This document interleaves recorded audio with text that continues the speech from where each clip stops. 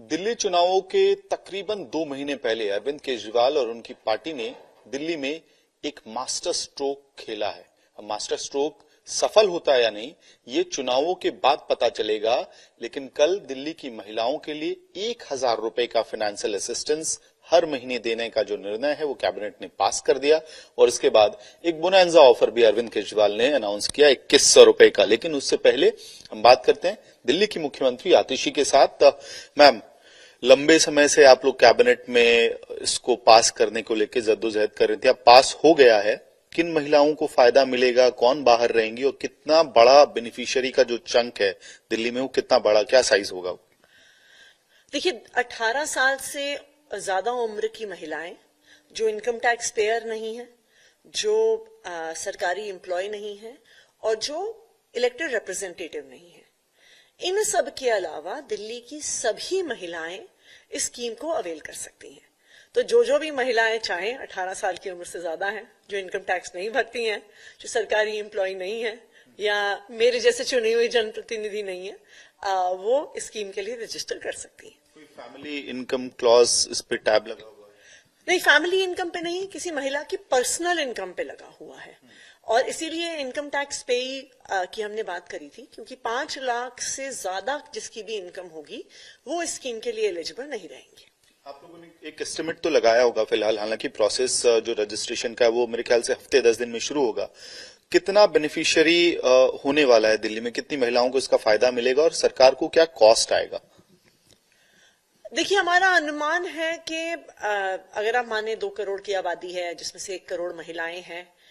एक और एक्सक्लूजन है इंपॉर्टेंट कि जिनको विडो पेंशन, डिसेबिलिटी पेंशन या ओल्ड एज पेंशन मिल रही है, उनको भी ये स्कीम का फायदा नहीं होगा, जो ऑलरेडी सरकार से कुछ ले रहे हैं।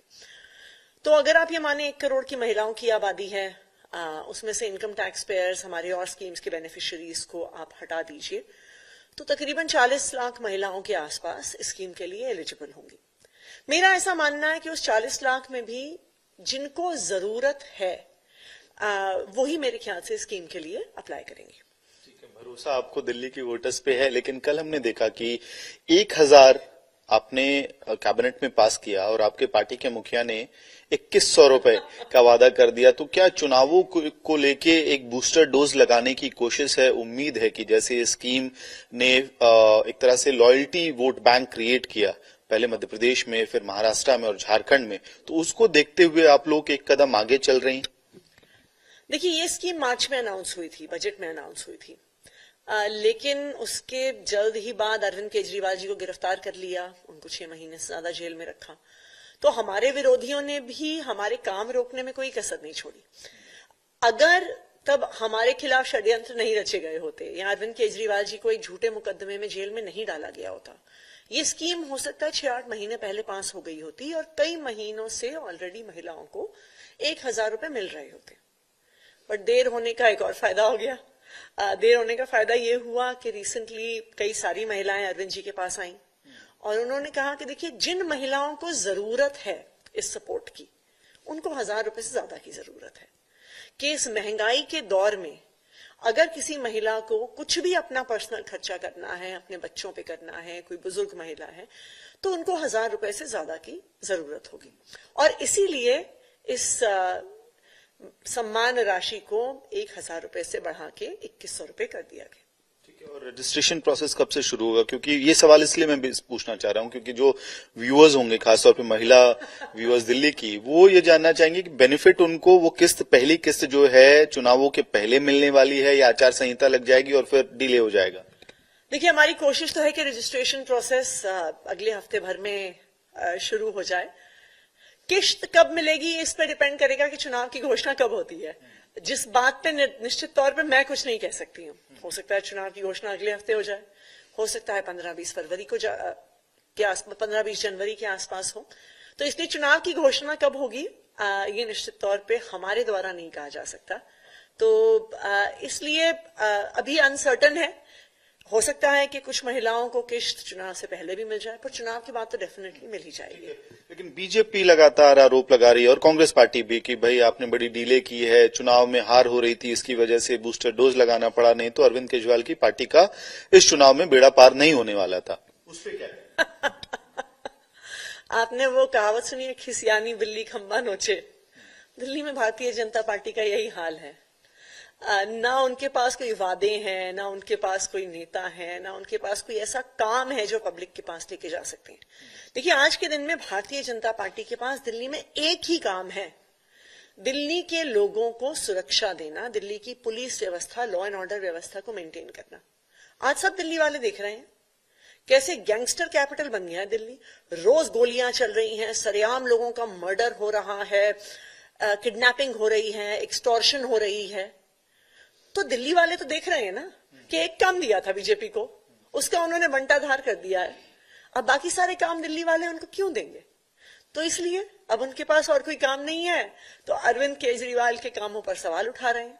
लेकिन अगर आप दिल्ली की जनता से बात करिए, दिल्ली की महिलाओं से बात करिए और उनसे पूछिए कि क्या उन्हें भरोसा है कि अरविंद केजरीवाल अपना वादा पूरा करेंगे, तो मैं आपको बता रही हूं कि दिल्ली की महिलाओं को अरविंद केजरीवाल पर 100% भरोसा है कि वो अपने वादे पे खरे उतरेंगे। सीटों में ट्रांसलेट होगा भरोसा? ये तो दिल्ली की महिलाएं बताएंगी, पर मैं ये तो जरूर कहूंगी कि जब से 2013 में इस पार्टी ने पहला चुनाव लड़ा था, दिल्ली की महिलाओं ने दिल खोलकर अपना प्यार और अपना आशीर्वाद आम आदमी पार्टी को और अरविंद केजरीवाल को दिया है, और आई एम श्योर इस चुनाव में भी जरूर देंगी। आखिरी सवाल मैम, हमने ये देखा है कि हर स्टेट दर स्टेट ये पॉलिसीज अनाउंस होती जा रही हैं, लेकिन बहुत सारे इकोनॉमिक एक्सपर्ट सवाल उठा रहे हैं कि टैक्स पेयर और खासतौर पे एक्सचेकर पे एक ऐसा बर्डन क्रिएट हो रहा है जिससे बहुत सारी फाइनेंशियल मुश्किलें खड़ी होंगी। मैं सवाल आपसे इसलिए भी पूछ रहा हूं, आप पॉलिसी से जुड़ी हुई रही हैं, फाइनेंस मिनिस्टर रही दिल्ली की और अब मुख्यमंत्री हैं, तो आपको नहीं लगता है खराब ट्रेंड इलेक्शंस को देखते हुए हर स्टेट गवर्नमेंट एक के बाद एक अनाउंस कर रही है? देखिए, सरकार का काम होता है जनता के टैक्स के पैसे को जनता के इंटरेस्ट में यूज करना। फाइनेंशियल क्राइसिस क्यों पैदा होता है? इसलिए होता है क्योंकि जो नेता हैं, जो सरकारें हैं, वो कई लेवल्स पे करप्शन करती हैं। पहले जब टैक्स सरकारी खजाने में आना होता है वहां पे करप्शन करते हैं, पैसा अपनी जेब में चला जाता है, सरकारी खजाने में नहीं जाता। उसके बाद जो सरकारी खजाने में पैसा आता है वो अपनी जेब में डाल देते हैं, पब्लिक को नहीं देते हैं। फाइनेंशियल क्राइसिस उस करप्शन से क्रिएट होता है।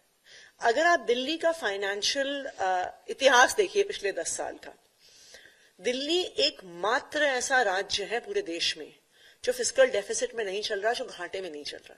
बीजेपी वाले जो हम पे सवाल उठा रहे हैं, 22 की 22 राज्यों में जहां पे उनकी सरकार चलती है वो सरकारें घाटे में चल रही हैं। भारतीय जनता पार्टी हम पे सवाल उठा रही है, जबकि दिल्ली एकमात्र ऐसा राज्य है जिसने 10 साल में 2015 से लेकर अब 2025 शुरू हो रहा है, अपना बजट 2.5 गुना बढ़ाया। जब 2015 में हमारी सरकार बनी थी तो 30,000 करोड़ के आसपास हमारा बजट था, आज वो 77,000 करोड़ पे पहुंच गया है। क्यों?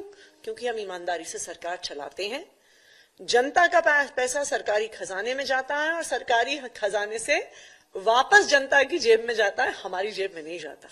बात करने के लिए बहुत बहुत धन्यवाद। तो एक तर्क ये भी है कि डायरेक्ट बेनिफिट टैक्स पेयर का पैसा है, सरकार के पास टैक्स आता है और उससे डायरेक्ट बेनिफिट टैक्स पेयर्स को ही दिया जा रहा है। ये तर्क दिल्ली सरकार दे रही है। बहरहाल स्पष्ट है कि हफ्ते 10 दिन के अंदर दिल्ली में 1,000 वाली स्कीम जो महिलाओं के लिए इंट्रोड्यूस की गई है उसका रजिस्ट्रेशन शुरू हो जाएगा।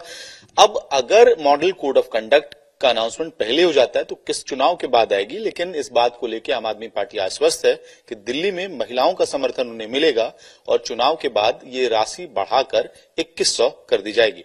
वीडियो सहयोगी मनीष बिधूड़ी के साथ महमद भारद्वाज, दिल्ली आज तक। गर्मियों की छुट्टी होने वाली थी, मेरे पापा आने वाले थे, तो हम लोग सभी खुश थे। तो मैं बेड पे चढ़ के डांस कर रहा था, लेकिन वो पहले ही आ गए।